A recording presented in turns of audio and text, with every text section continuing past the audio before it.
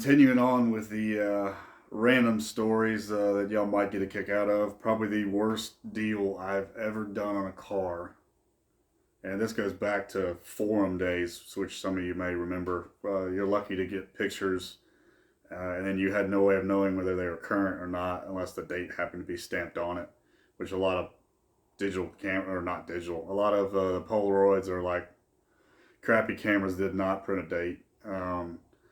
So the lady came on. I think it was one of the earlier Mopar forums. At the time, I was big into Mopars. So, lady came on there and said, her husband had passed, a bunch of Mopars on property.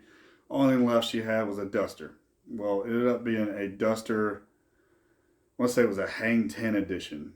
It was a later model Duster, Hang 10. Not highly sought after at the time. Now it's probably worth a good bit more money, but Hang 10 edition. The pictures, she looked like it looked like it was pretty decent, maybe a driver quality. So at the time, I hooked up the truck, hooked up the trailer, called her, got her address, and then Matt quested the directions. It's 3 hours from me in North Alabama. I get there, this car is buried in the dirt, at least halfway up the wheel. I mean, buried. So those pictures were probably 10 or 15 years old. Price was still cheap, so I was like, you know what, my winch should drag it out of here, no big deal. When I get there, it's cloudy, kind of overcast, but not supposed to rain. As soon as I hook my winch to the front of it, it just starts pouring. Well, I'm not sure if my battery had a dead cell or the water coming down may have shorted a wire or something, but my battery pretty much died on my winch. No big deal. I unhook the battery out of my truck, pull it over, and use that battery. It gets about halfway up my trailer, and the floor is so rotten that it starts bogging because it keeps hitting every little rung that's open on the open part of my trailer. So I get it halfway up my trailer. Mind you, I think I paid $300 for this car back in the early 2000s, probably. So still wasn't the end of the world. I was going to part it, worst case, at least make some money off of it. Just everything went bad. Every point I tried to winch from, I had the winch tear out a piece of the frame that I hooked to. I finally just hooked to what I knew wouldn't come loose, which was the subframe, which was where I should have hooked in the first place. But, things now. But got it up on my trailer finally. Undid the winch, put straps on all four corners. I get about 40 minutes down the road, coming through a small town back roads, and I hear one of the straps in the front snap. I just hear that. You know the noise if you've ever had a strap break on you. So then I start slowing down, trying to basically not have a problem. The other strap can't handle, I guess, the bonding of it. Snaps also. Mind you, these straps are probably old. So it snaps also. The car's still in neutral for me pulling it up. I never put it back in park because I had to break the ignition loose to get it up in neutral because she had lost the key. Long story short, it ended up in neutral. So the both straps snapped. I'm probably going 10 to 15 miles an hour at this point because I was already slowing down. The car comes off my trailer until the back straps catch, and then it's just dragging. So I finally get pulled over the side of the road.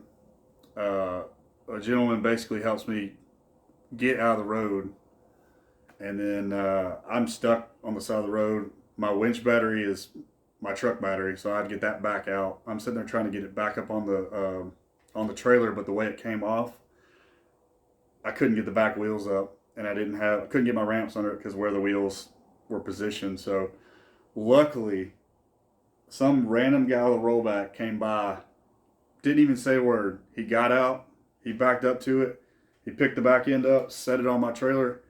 He threw me two straps. He said, "You need to go. O'Reilly's is 1.5 miles up the road."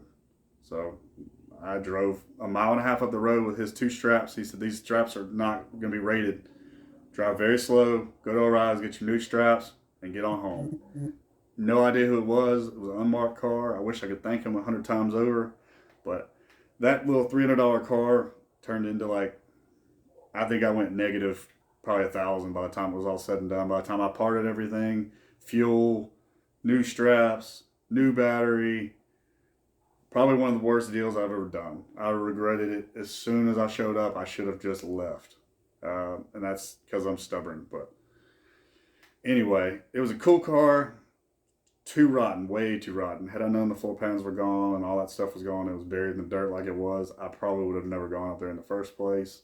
But for everyone you don't go check out, it's one that's a home run and it's a no-brainer. So just that's the probably the dumbest car I've ever bought. And now we have Facebook. You can see pictures. Everything's a little bit easier to try to kind of see what you're getting into before you get to it, as long as people are willing to actually tell you or show you or give you extra film and footage and photos. But that is probably the dumbest story ever. And if I'm going to age myself, I'm going to say for A bodies only. It's still around, not near what it used to be, but that's the forum that all this went down on. So, hope you enjoyed that story. Nothing crazy again, just probably the worst one that I can remember. I'm sure there's other ones that are close, but that's probably the most money involved one where I just didn't get anything out of it by the time it was all said and done. But that's how it goes. Got it parted out. Other car's back on the road because of it, so I count that as a win anyway. More stories coming soon, guys.